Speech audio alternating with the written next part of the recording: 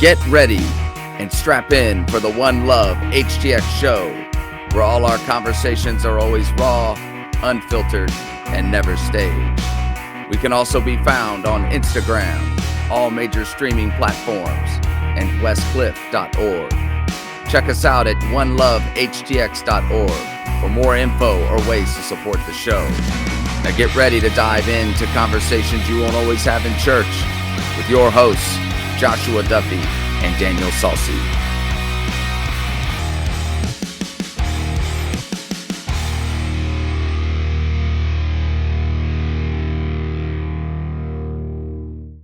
All right.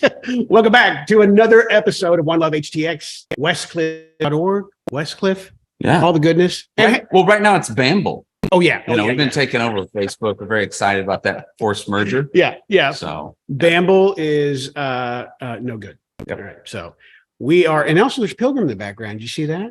So and really this is welcome to the Rock and Roll Hall of Fame. I'm your host, Daniel Salce, Joshua Duffy, and our special guest, Shania Twain's daughters, brothers, sisters, cousins, uncles, mother's kid.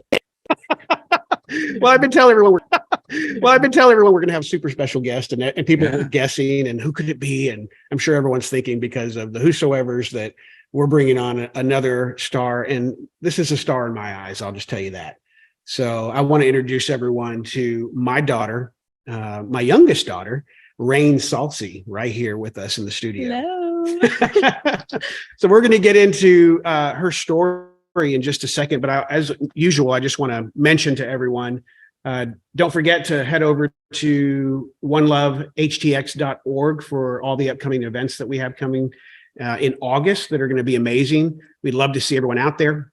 And again, check out, there's going to be an onslaught coming because, and I already put this out there. I don't know if you know this. I love onslaughts. Yeah. Onslaught of Duffy going on an adventure, AKA sabbatical. So Duffy has spent the last couple of days shooting multiple, like crazy amounts of video so that he can take a rest from Westcliff, from Pilgrim, and from me. From people in general. Never from Daniel. Come on. Right. It's all those people. We all know those people. Yeah. Love it. Oh, so, and none of you are those people, by the way. No. It's never you. We're always talking to somebody else. Always. And not the Pilgrim congregation either. So anyways, let's get on with this. Welcome. So I want to start off again, introducing my daughter. I'm just so happy to have her here.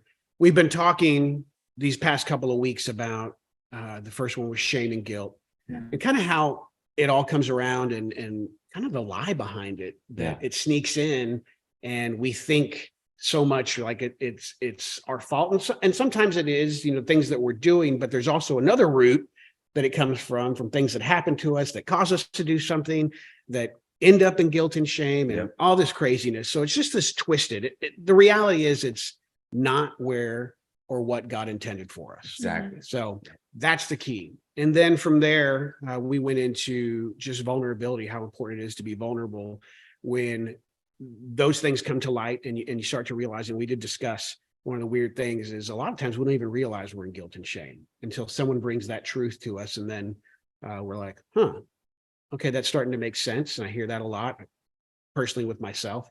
And to get out of that, then what do you have to do? We have to be vulnerable. We have to be able to, talk to someone about it or share it or truly bring it to God. That's vulnerable. Yeah. And just kind of admit we need help. Yeah. And that goes back to your prayer. You always say, sometimes we don't even know the words, right? But it's just as simple as saying help. Right. And then finally in that was getting healing from that comes from the identity of who we are, in Christ. And when we really understand our identity, which is truly who God is, and what he wants for us and not religion and all the craziness that we sometimes are brought into, healing starts. Right. So through all that, it made me think just perfect timing. I wanted to bring Rain in here to share her story with us and all of you, all of our listeners, some things that have happened. And I'll just go ahead and kind of started out there with this, it was through sexual assault that happened on her. And we'll get into that in a little bit, but kind of her story. But I want to start off first by letting you talk to the listeners a little bit about who you are, like where you came from. You know, I know the story. Duffy doesn't know the story. I don't know. Yeah. But how you were brought up, like what was your life like growing up in, you know, rural Katy, Texas, that's not so rural anymore. Yeah. And also your walk as a child up into, you know, teenage years with God. What did that look like? So we grew up going to church. I mean, we grew up in a Christian household, and I mean, obviously my parents are very happy people. They're super sweet. And I mean, I loved my life growing up. I think I was pretty shy. So I mean, going to church and stuff like that, like being in small groups wasn't really my thing. We always actually joke that you didn't speak until you were like I think 6 years old. Something like that. Yeah, I didn't. Raven, my older sister, spoke for me. So yeah, but we went to a Baptist church, and it was very, it was hard for me to understand things in church. You know, I always sat with my parents in big church, and you know, half the time I was falling asleep or something like that. But and it's normal. Totally normal. Yeah. We were homeschooled too, till I was probably in like 5th grade. I ended up going to a private school. And that was really hard for me because, like I said, you know, I was really shy. I grew up, you know, my sister would speak for me. She would, you know, do a lot of things for me. And my mom kind of, you know, just the way that she nurtured us, it was hard to be apart from her. So when I went to private school, I mean, I struggled a lot. You know, you have to do presentations, you have to, you know, pass classes, and like that was just really hard to be apart from my parents and stuff that way. So I think that's kind of where, you know, I mean, it wasn't like, you know, like trauma for me, you know, from school, but I just remember always having like this huge amount of, you know, anxiety and like leaving my parents. It was really hard. So that was a big struggle for you, more so than our other daughter, our older sister. Yeah. I remember that. And the funniest story too that I remember is the day we were taking you to that semi-private school to start your new thing. It was a day much like today, super rainy, crazy. We were on the road, and I remember the lane ended on the highway at full speed, and a semi truck was coming over, and we didn't know if we had time to stop before it careened us, and we were just like, oh my gosh, and water everywhere and everything. And I remember rehashing the story with you one day, and you're like, I know, I was sitting in the back and just hoping I would die so I didn't have to go to school. She's hoping for a car wreck. Yes. Yeah. So that just kind of shows like how much I was like, man, I do not want to go to public school. And it wasn't even like public school. It was like private school, you know? So it was a lot smaller, you know, the classrooms were smaller, but I was just like, no, like, I don't want to do this. So that just kind of like goes to show like how much like stress and anxiety I had with being shy, you know? And then, you know, after that year was over, I mean, I struggled pretty hard in school, but after that year was over, you know, I went into middle school, and I kind of like had a feel for, you know, in classroom settings and stuff like that. And I just made friends like the way I knew how to, the way my mom told me to, just ask someone if you want to be friends, you know? And so I made a lot of good friends. They were super sweet people. You know, I grew up with those people, you know, they were so sweet. And I think school, you know, in particular was really hard, but I had great friendships, and that made it easier for me. And then, you know, high school kind of came around, and freshman year was awkward, you know, it's very awkward. Even friends that, you know, I had in my freshman year, like they started partying and stuff like that. But, you know, again, like I didn't have a big group of friends to go do stuff like that. So I was still a little bit awkward and stuff. And I think my sister, you know, she was a lot older than I was. We're 4 years apart. So my sister was already in college at this point. And so I was kind of by myself, you know, I still had my friends, but, you know, like my sister was out doing her thing. And so I think there was, you know, kind of that shyness creeping back in again. I was like, okay, like I don't really have an older sister, you know, around, you know. And so that was kind of hard for me. And then my senior year kind of rolled around. And that was actually when COVID hit. So Right. that was a big part of, Yeah. that whole situation. Let And me stop you right Yeah. there and just kind of, so you're talking about this whole shyness. And Mhm. I think it's really important for people to know. You picked your friends. Yeah. Very few. I mean, you weren't like just this outgoing, Right. hundreds of people at your house all the time. That was our other daughter. Right? Yes. She was always bringing someone, our Yeah. house was like the hangout. So very reserved, Yes. right? In that time, I know you brought up in a Christian family. Yeah.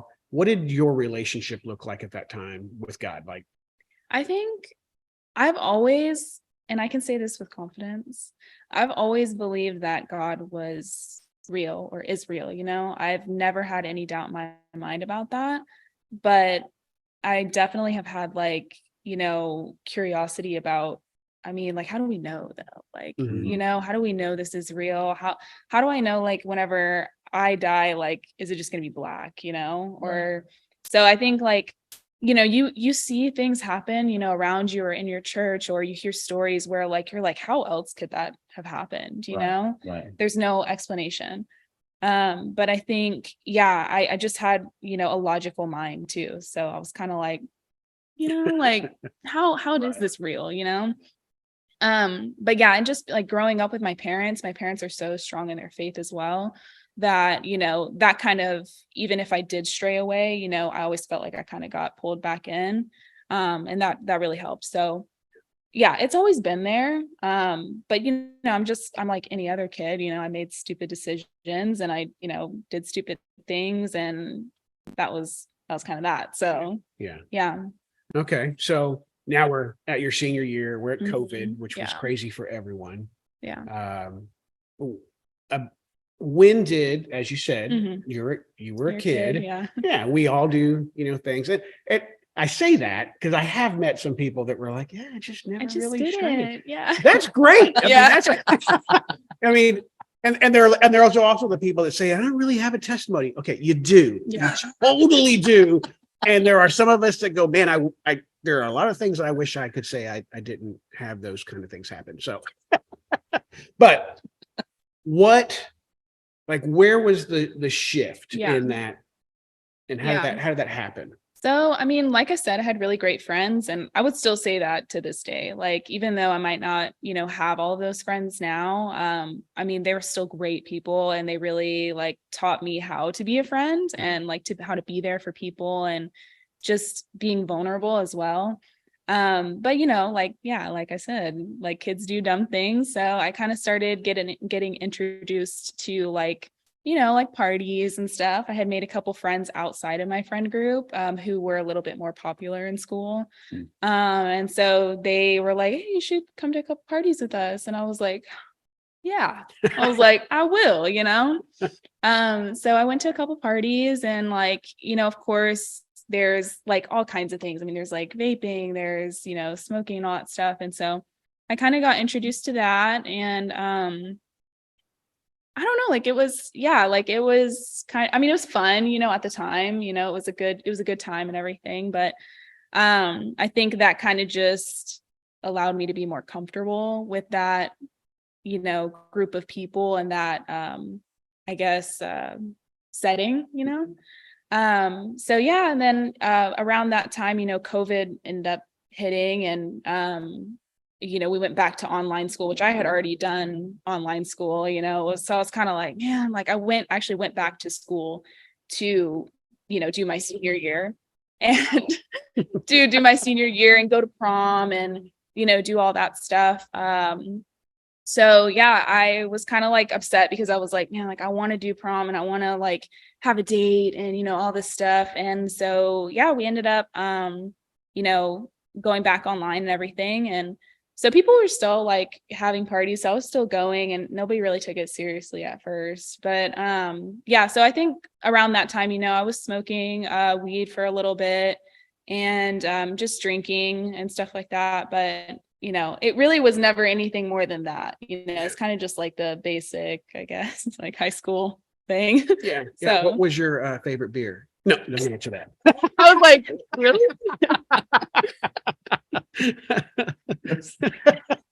Just joking. The perfect time to pull out all the details from your own kid's childhood right now. Fantastic. Oh my goodness. Okay. So all that being said, I think that the picture that I'm trying to paint here for everyone is you had a great life. Yeah. You know, you had troubles. You did things that, most kids do. Right. And then the unexpected kind of Yeah. happened. So I kind of want to go there. What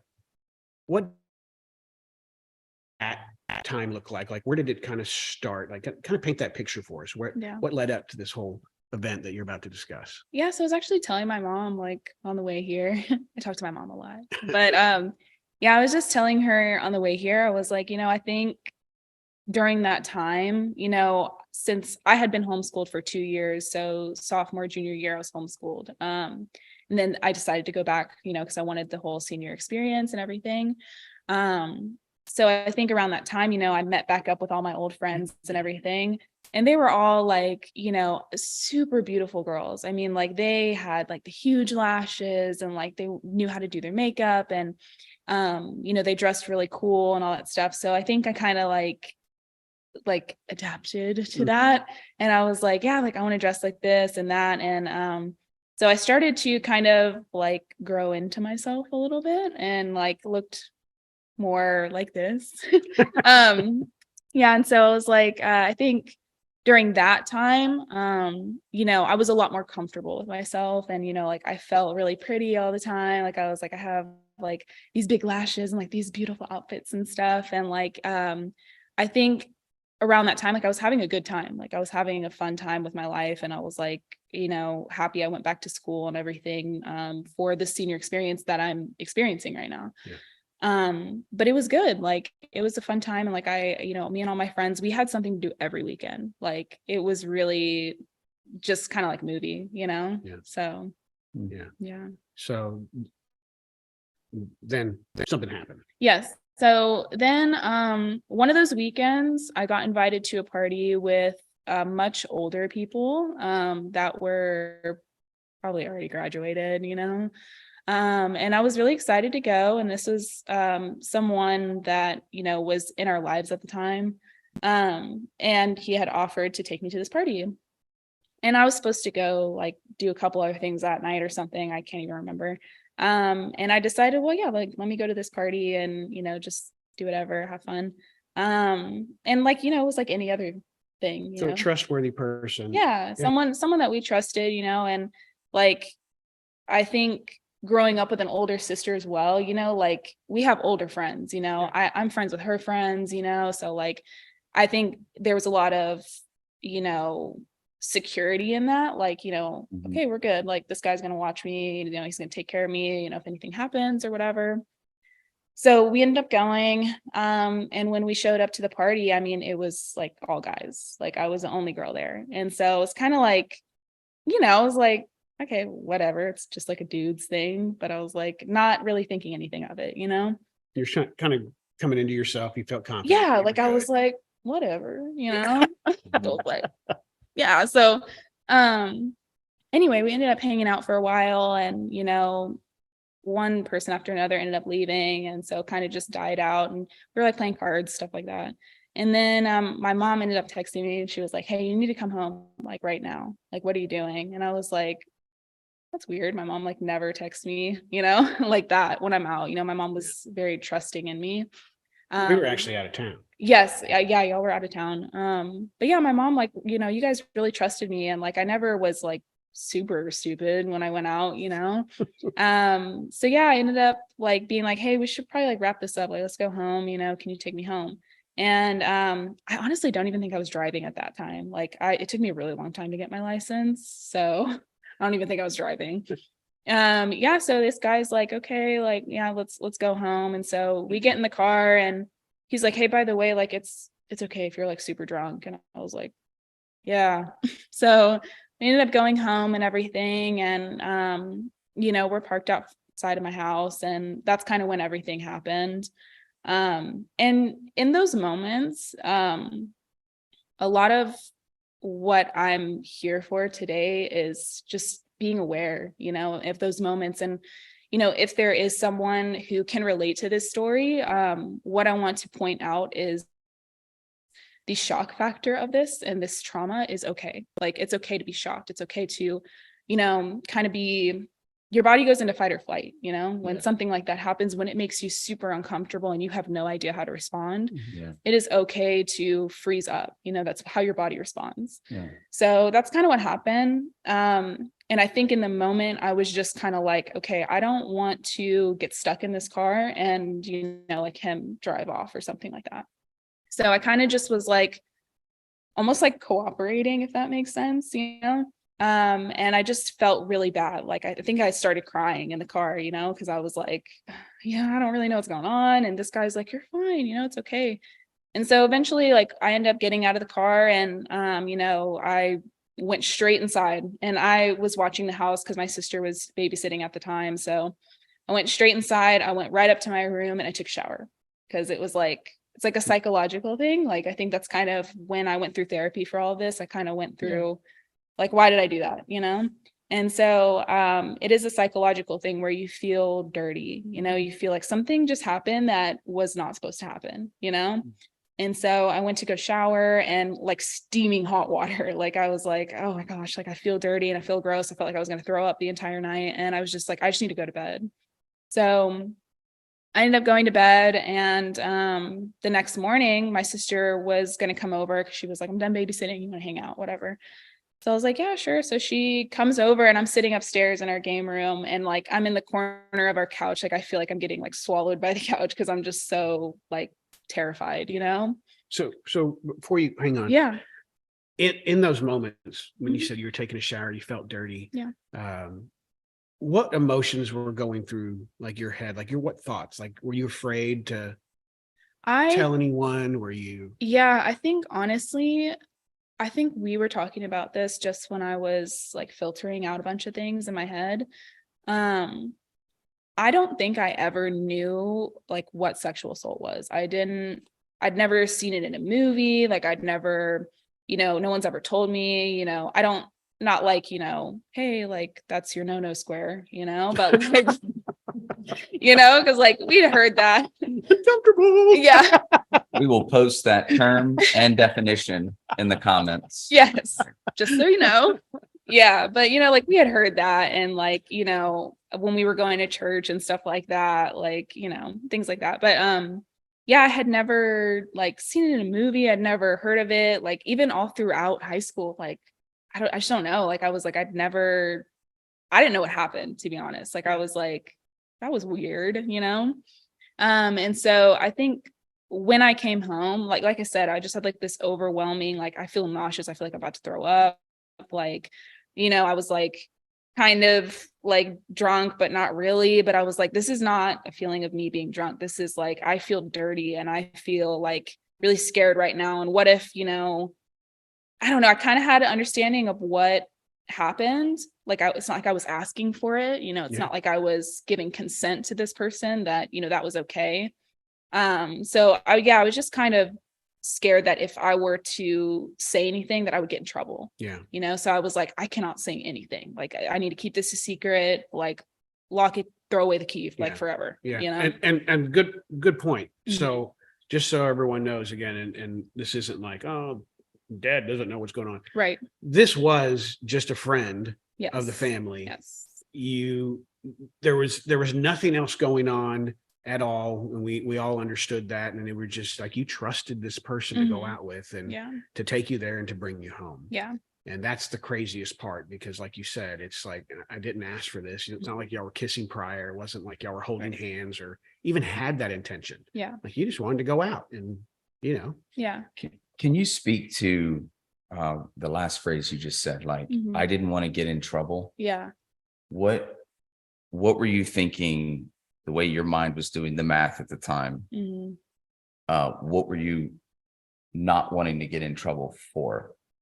I think in that moment, like I said, like I was experimenting a lot and I really had never had someone tell me they thought I was pretty. Like, like I said, like I was awkward, dude. Like I had braces, I had like a spring in my mouth. Like I just didn't ever really think I was, a pretty person. So when this person, started to say things like that, like, you're so pretty and this and that, I was kind of like, you know, am I like asking for this? Am I like, Got it. did I just like maybe get caught up in like what this person was saying and then I just acted on it? Like, was that my fault?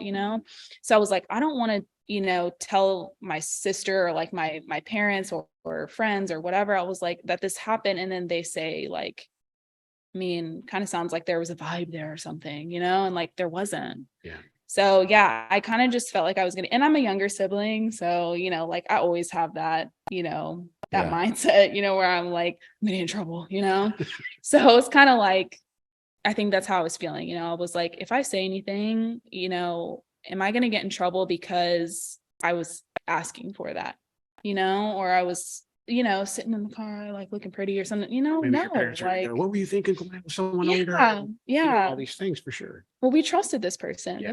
We knew this person. And, I have been around, a lot of people that maybe are a little bit older than me, my sister, this person, whatever, it's my friend's sibling. And so, yeah, like we did have a lot of trust in this person, and didn't think anything was going to happen. Yeah. So, And can I just interject something that I think is important, like from the ministry side? Overwhelmingly, it's the person yeah. Like we paint a picture that it's like the rando who Right. comes out of nowhere Yeah. and attacks someone. Does that happen? Yes. Yes. But Very rare. usually the psychological part that plays on somebody's mind is that it is the person it's the person the family trusts. Yeah. It's the person that's got your trust. Mhm. And that's the whole mind twist, like Mhm. of the whole thing. Yeah. How to even comprehend that they could be a monster. Yeah, exactly. And I think that was that's the shock that I'm talking about. And again, like if anyone can relate to that, like if you've noticed like, oh, like I just froze, like how could I have done that? Like I was like, why didn't I just open the door and get out? Like I was like, why didn't I do that?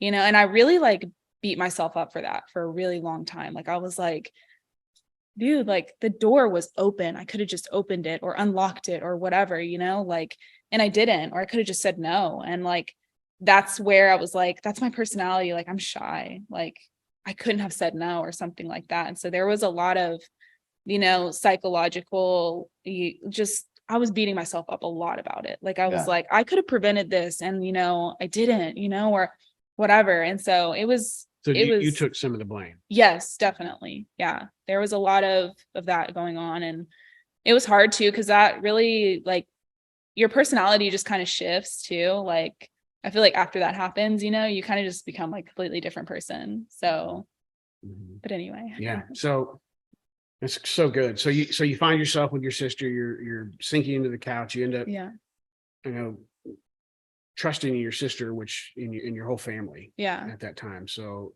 next step, like, what does that look like? What happened after that? So yeah, I ended up, I thought I was going to keep it a secret. And then my sister was like, you look really bad, and I was like, and I just broke down and I told her exactly what happened. And she just kind of went blank.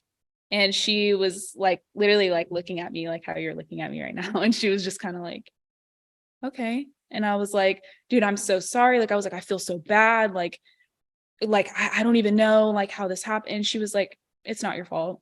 And I was like, oh my goodness. Like, I just felt like a weight like came off me. Like, I was like, okay. And I was like, what do you mean? And she was like, that is like considered sexual assault.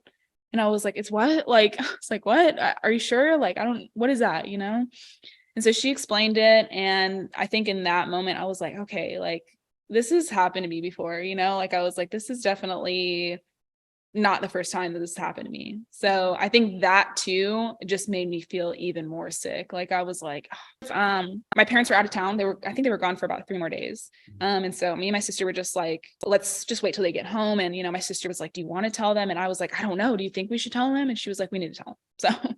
So when they got home, we ended up telling our parents together. Honestly, don't even think I said anything. My sister kind of, again, spoke for me, So yeah, we made the police report. And I don't I mean, I was a kid, so I was like, this is awkward, you know? And when the police officer showed up, I mean, it was a guy, so I was kind of like, this is not going to be fun for me. And so he basically had to take a report. And again, like I had to reshare the story. And of course, he wants details, exactly what happened, exactly where, you know, I was touched or this or that. And I was just like, yeah, this is really uncomfortable. And like, and it's a guy and this and that. And I just was like shaking, like, and I kept laughing too, because I was like really uncomfortable. So I was like, now he's going to think that I'm joking or something like that. And thank God, I mean, the police officer was so sweet. He was like, I have 2 daughters and like, I am so sorry this happened to you. And I was like, oh, so like, He confirmed it. Yes, he confirmed. Yeah. And so that kind of made me feel better as well. Yeah. And it was just awkward. Like it was weird and I didn't like it at all. But, you know, he was like, we need to take the next step here. Let's do a restraining order. Let's do this and that. So he let me know like what he was going to do and, you know, all that stuff. And yeah. So. Okay. So from that moment,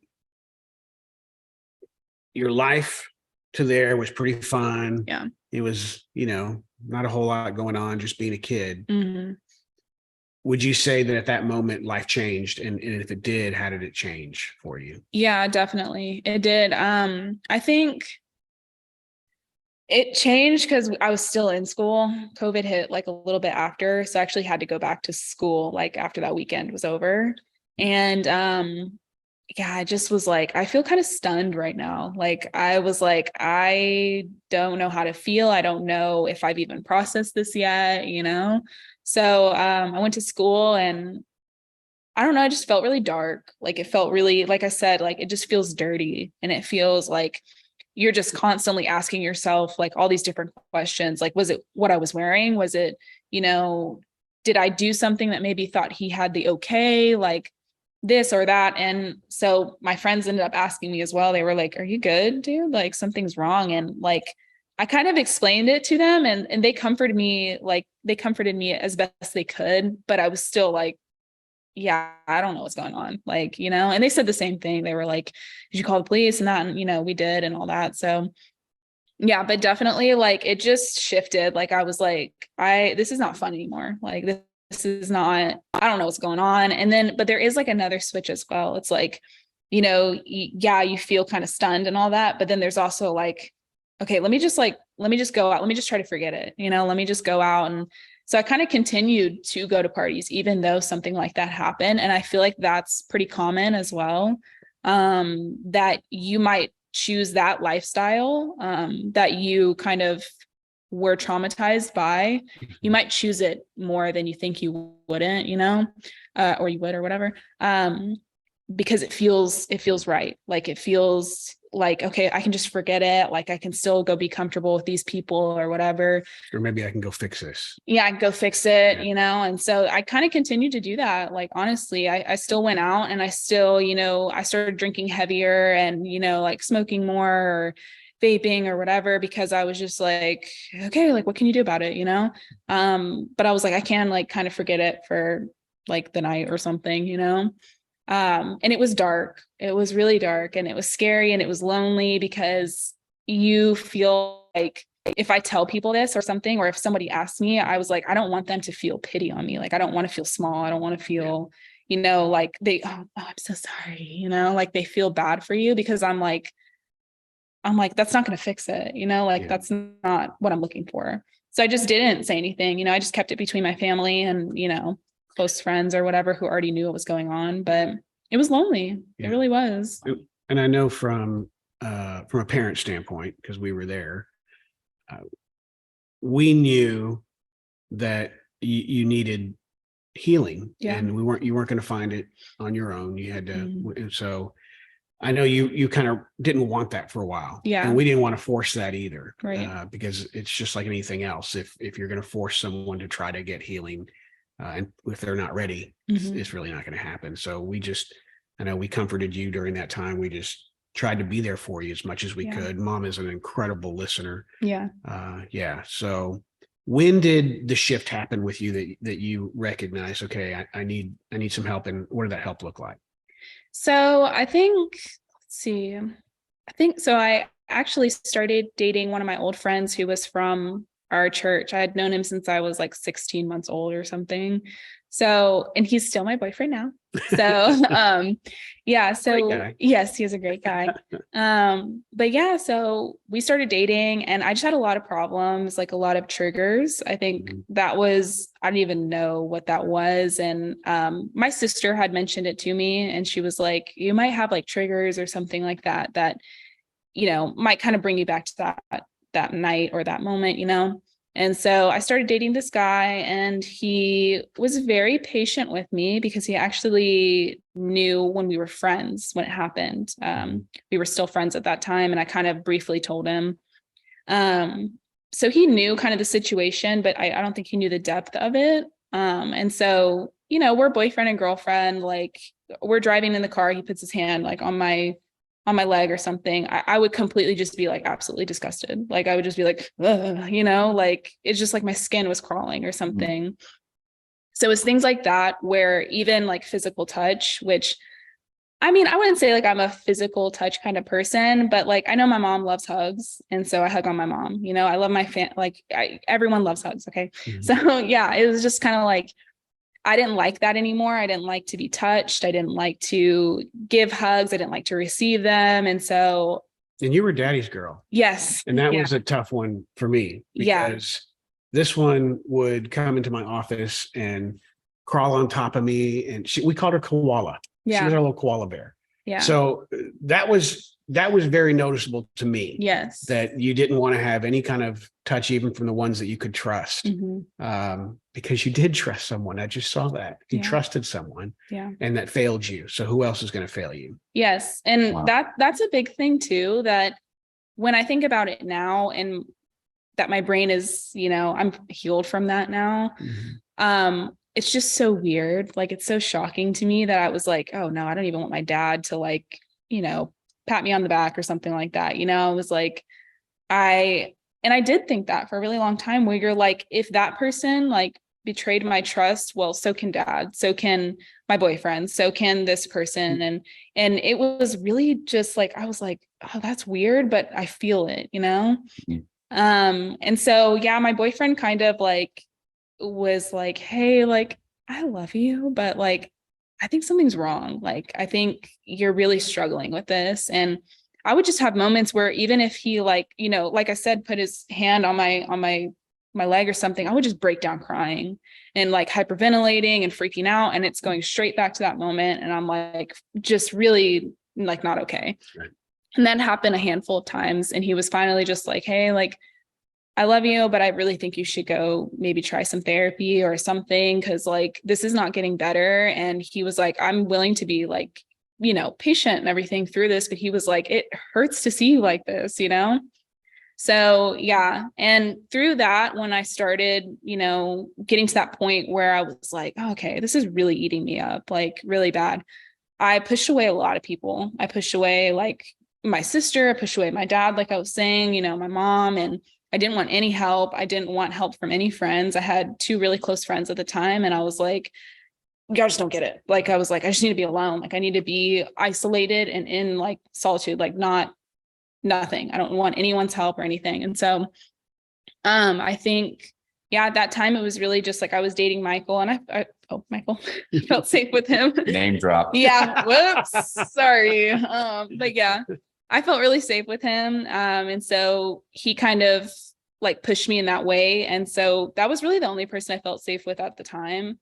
Even though I would still have those triggers, I felt safe with him. And so I pushed everyone away, friends, like, family, and I decided to go to therapy. And it was really like an intense experience. Like it really was. And same thing, you have to tell your story of what happened, how did it happen, when, and all that stuff. And so it was just really hard, but she offered a lot of cool trauma like therapy sessions to me. And that's what I ended up doing after a long course of time, obviously. But did you end up doing the Yes, I did. EMDR. Yes, EMDR. I did EMDR. And that honestly, at first I was kind of like, is this like hoax. Like, is this real? I was seriously going to ask you if you ended up doing. Yeah, it did. And my main thing, which she worked with me a lot, to make sure that I was ready to do it. She asked me, so why do you want to do it? Whatever. And when I had gotten to that point, I was like, I just want to be disconnected from the emotion. I was like, I'm not saying I want to forget the whole thing, but I was like, I would just love to be disconnected from the emotion of how that makes me feel. Because I wanted to be with this guy like that I was dating, I was like, I want to be with him and I don't want to carry this into, if we have kids or something, or if we get married, have kids, like I'm parenting my kids out of fear, I'm like, no, you can't go to a party because 20 years ago or something, like, no, I don't want to do that. So yeah. Code name Michael. Yeah. Okay. Anyways. Wow. Wow. Go ahead.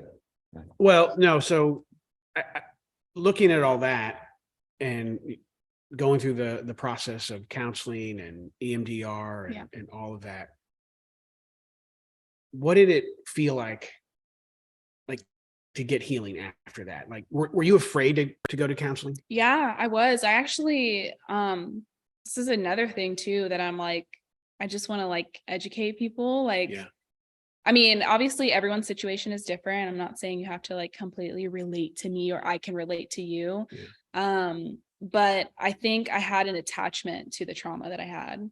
Like I had a weird attachment to it. Like I was like, oh, like, and I couldn't explain it for a really long time, but I was like, I don't want to get healing. Like, I just want to like be in this, And I was like, I told my therapist, I was like, I don't know what it is, but like, I feel like I have an attachment to this person almost. Like it was weird. Like, I was like, I completely hate his guts, but I was like, I feel like I just want to like, just keep it, or just stick with it, So I was kind of like, I don't know. I didn't really want that healing for a while. And I was like, and at this point, I wasn't really like going to church. I didn't pray. I wasn't really, I just wasn't into that. So I was kind of like, I don't know, getting to go still party and stuff like that. And using all these things to, kind of like numb it.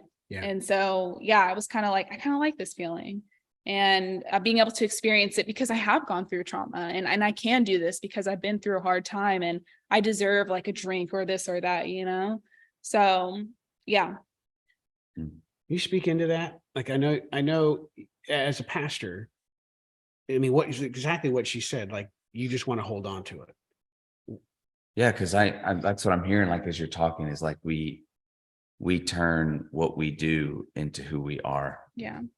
Or in this case, what was done to you becomes your identity, like who you are. And to rip that apart, then rips apart, that person. And I'm like listening to you and that dynamic of a daughter, having two daughters of my own, a 9 and a 4-year-old. And one awkwardly, begrudgingly will snuggle up to me. She's not a miss hugger, but the other one, the younger one, will literally jump right now off of a stool or whatever, and then climb up my shoulders, And I'm just trying to imagine like my daughter, like having those moments like that. That's very hard. I'm hearing your story right now as a father, and that's a hard.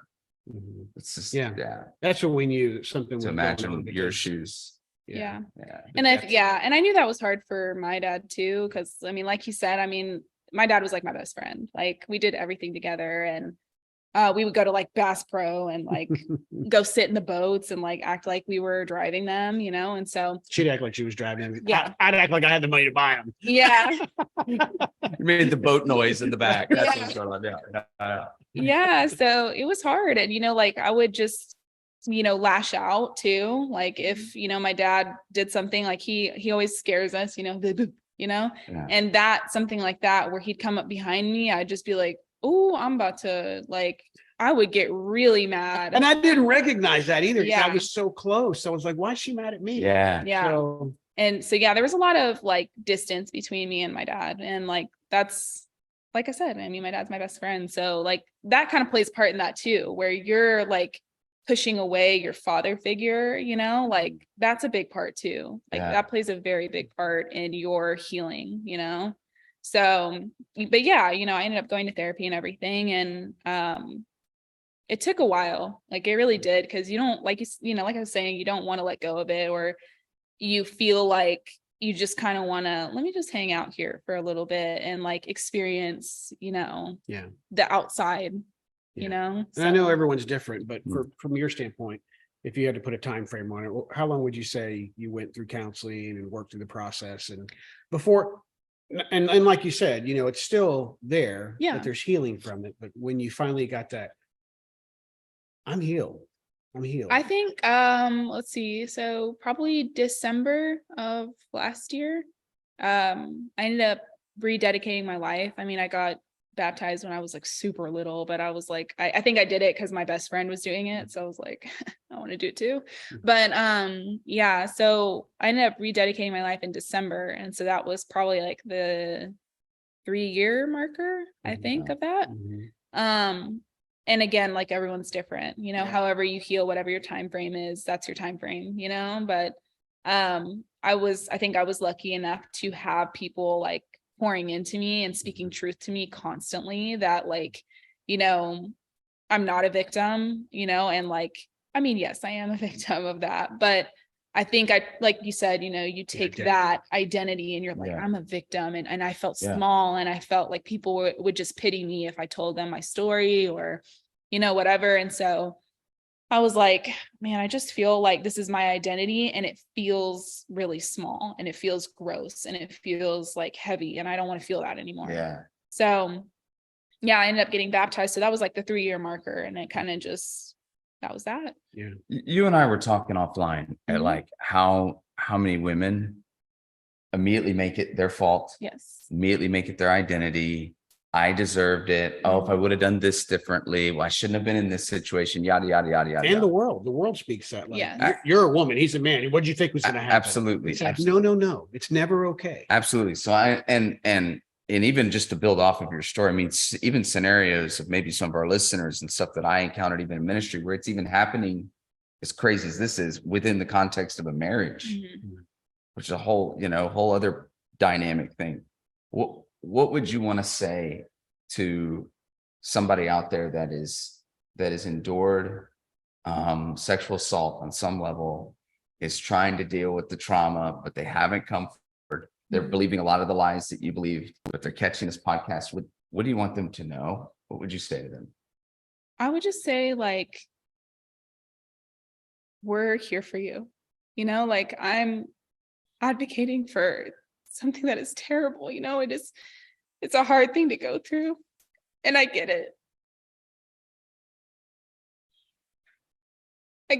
You know, it's really hard, and it's a terrible thing to go through, but there are people that love you, and there are people that support you, and keeping it in the dark and just trying to handle it on your own, it's just going to make it worse. You know, it's scary. It's a scary place to be. But take your time, you know, like, share it, and, you know,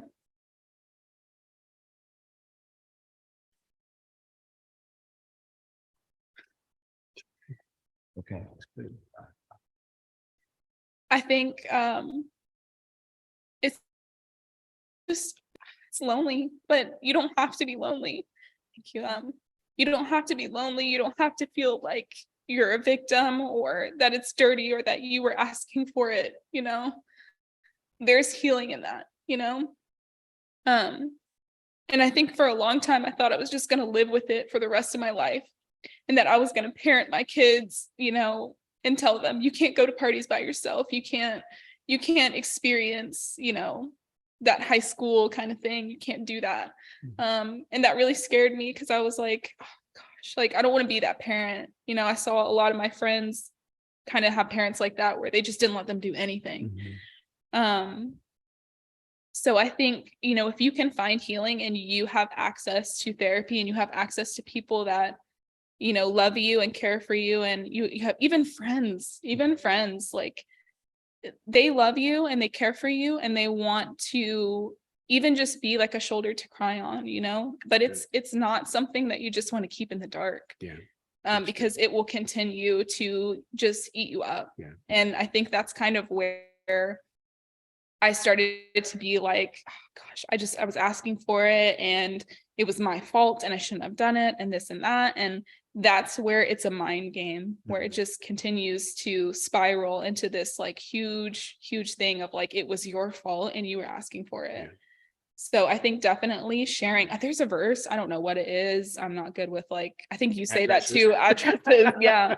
I'm not good with the addresses, but there's one where it's like share and have like prayer, things like that with your have fellowship and stuff like that. I think that's so important, I really do. And I'm sure there's some listeners out there that are saying, well, I don't have anyone.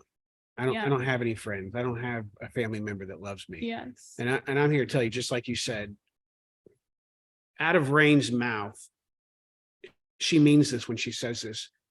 If she's speaking to your heart right now, that's the God of the universe that has given her the courage to be here to talk about this and to truly, she says she loves you. She loves you. And we actually have partners that have helped her through this that I don't care where you are right now. You can go to our website, onelovehtx.org. And if you scroll down, there's a place at the bottom for, I forgot what the label is, but it's like help or whatever. And it's a ministry called Stitch, STCH ministry. Mm-hmm. And they have a website we've plugged into there. They can do counseling via the web. And then I always hear the next thing is, well, I don't have any money for that, or I don't have the ability to do it. That's the beautiful thing about Stitch. They hate me using the name or the word free. Because it kind of cheapens it, but they say whatever your budget is, and even if your budget is zero, if you need help, they want to be there for you. Yeah. So incredible ministry. So that's who walked you through the EMDR or ED, whatever it is. EDM.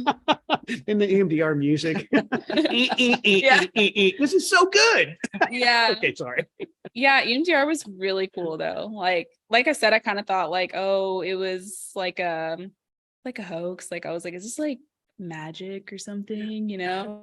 Really using like movements of the hand. Yeah. Because when you're sleeping, your eyes actually move, so it's actually using movements of the hand to help process and take away the emotion from the trauma. And then sometimes they do it in different ways where they have these like little ball things that you hold and they have pulses that will go in each hand.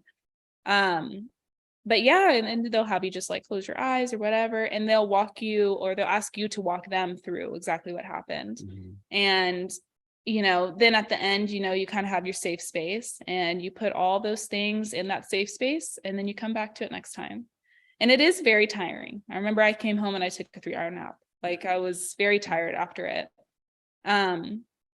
But I mean, I don't have like any emotion like towards that situation anymore. And I'm glad, because like I want to be able to share to other women or men, like, whoever is going through that, like I want to be able to share with them and not be angry, because I'm not angry. Like I'm very happy that like I in a weird way, like I'm happy that, I went through that so I can share to such a serious situation, a serious thing that's going on in our world that is not going to get better. It's not like we're in a dying world, and like that is very important to be aware, but also know that it's not, let's be aware like out of hatred and, oh, we hate men and we hate, people who blah, blah, blah, like this whole thing. Cause I'm not angry. Like, I'm just glad that I can, speak to women and, men and just relate, have someone to relate to, or them have someone to relate to. Yeah. Yeah. So. And I would say too, forgiveness doesn't always mean forgetting. Yes. I mean, it's like a lot of people are, I can't forget this. Well, it's okay. But forgiveness is like what you said, it's a detachment from it trying to do harm to you over and over and over again. Right. Yeah. That's where the healing comes from, in forgiveness. Yeah, for her health. Yeah, for your health. Exactly. So did you have something? I was just going to say, I mean, I have literal scars on my body that are the net result of either dumb things I did or done things that happened to me that are not my own doing. Yeah. But every one of them, when I look at them, I have a story, I have a memory. In some cases, there's wisdom from it. Not going to do that again, you know. And in other cases, there wasn't much wisdom around it. It's just something that happened. But I look at it, I can remember what that is. But your point about forgiveness is it's a scar. Like it's there. Yes. But it's also like probably one of the strongest sections of like skin, right? Because my body like compensated and healed it. Yeah. And that's really what you're talking about. It's the difference between something being infected. Yeah. And now I have an open wound for the rest of my life. Mm-hmm. And I'm a danger to myself and everyone around me. Yeah. What you're talking about is, okay, you're never going to be to a place where like, I don't remember given a certain circumstance, but what you're saying is, but I'm not going to walk around infected. Yeah. The rest of my life. It's not going to ruin and own me, which I think is cool. That's good. Yeah. That's very cool. Well, will you end with this? Mm-hmm. There was a certain time that I remember, and correct me if I'm wrong, where when I looked at you and heard this, like I recognized you have really went over a hump in your healing. Yeah. And it was a song. Oh yeah. that you Yeah. heard. Tell us about that. Like I said, like I wasn't a big church person. Like we went to a Baptist church and I was like, I don't really think I'm Baptist. So I was kind of like, I didn't like the music. And, you know, like I kind of felt like She's checking out Lutheran. But yeah. What's that? Yeah. So it was kind of like I strayed away from that, but I always loved like music. Like, you know, I always, even though I didn't like the music there, you know, I'd hear songs on like, you know, 89.3 or something and be like, oh, that's a cool song, you know? And then I found Maverick City music and they're very like spirit led and like, you know, all that stuff. And so I remember I was listening to a lot of their songs, and after I kind of was like, okay, I feel like I'm like really healed from the situation, I heard this song and it's called Jubilee. And she basically, and I have the verse here too, so might need to pull that out. But so I heard the song and it was basically just talking about this woman like being healed, you know, of her like bloodshed and stuff like that for many years, and no one could heal her, and you know, she was healed. And so I was like, you know, I've heard that somewhere, like I've heard that verse before or something. And so I ended up looking up the verse and I found it in here, and it's kind of a long verse, but read it. Yeah, I'll read it. So it says, let me get here. It says, and there was a woman who had a discharge of blood for 12 years. And though she had spent all of her living on physicians, she could not be healed by anyone. It says, she came up behind him and touched the fringe of his garment, and immediately her discharge of blood ceased. And I think that's so important. I'm like, just the fringe, like the hem of his garment, nothing else. And she just stopped, you know? And Jesus said, who was it that touched me? When all denied it, Peter said, Master, the crowd surround you and there is a pressing in on you. And they are pressing in on you. I'm sorry. Let's see. When all denied, missed my place. But Jesus said, someone touched me, and for I perceive that power has gone out from me. And when the woman saw that she was not hidden, she came and she was trembling. She fell down before him and declared that she had touched him, and now that she had been immediately healed. And so I kind of wrote like on the side there, I was like, you know, she simply just touched like the smallest piece of his garment, like not even his hand, not even like just the garment that was on him. Like I was like, that is so crazy. And I was like, I don't know, I was just so like, it makes me so emotional, you know, because I'm like, that's all we have to do. Like, even if it's just sitting there asking for, you know, give me healing, give me peace through this, you know, like we don't have to do much. And underneath it says, daughter, your faith has made you well. Go be in peace. And there's peace in this, you know, you can find peace, you can find healing if you just ask, you know, and even if it's you just ask for prayer, or you just, you know, read that or listen to this podcast, you know, like there is peace, and there are people that can relate to you and understand exactly what you're going through. All you have to do is ask. So yeah, I just wrote on the side there too, be faithful and trust in the Lord, because he is for you and he's not fighting against you. He's not the one that created this pain. And I think that's really important too, because I think for a while I was kind of like, why did you let this happen? Why did you let this happen to me? Why is this happening to me? Why am I feeling all these things, you know? And when I kind of like found that song and started kind of, you know, dissecting this little thing, I was like, he's not the one creating all of this. Like, he's not allowing it to happen. He's using it. He's going to be using it so that I can tell my story and be there for other women and let them know that they're not alone, you know, but he's not the one that creates it ever. So That's good. Yeah. That's so good. Oh my gosh. Thank you, Rain, for trusting us, for having the courage to Sorry, talk to many. No, it's good. No, I'm just kidding. Wow. Do you tough one. Do you feel comfortable praying us out? Sure. Okay, Yeah. cool. Okay. All right. Dear Heavenly Father, thank you so much for this opportunity. Thank you for letting me just come on here and speak for what you've done and what you're still doing. I pray for all the women and men, like I've said before, that are going through something similar. Please let them know, let them feel peace. Let them know that there's someone out there that can relate and can just, I mean, we understand. I understand like what it's like. And although it might not be the same for everyone, there are people that love you and are praying for you. I'm praying for you, whoever you are. I pray for everyone under the sound of my voice, God. Just give them peace and show yourself to them. In Jesus' name I pray. Amen. Amen. Amen. Amen. Thank you, gang, for joining us. Again, go to the onelovehtx.org website. If you need some help, you're looking for someone to speak to, Stitch Ministries on there, Pilgrim Church is on there. There's several other churches in the area that would love to help you. And if you can't figure any of that out, shoot us a message. We'll get you to somebody. So we love you and thank you again for being a part of this podcast. And you know, we're creating kind of it's like a little church. Like we have a little church here. Sort of, kind of happening. Kind of. Love you guys. Bye. I'll talk to you later.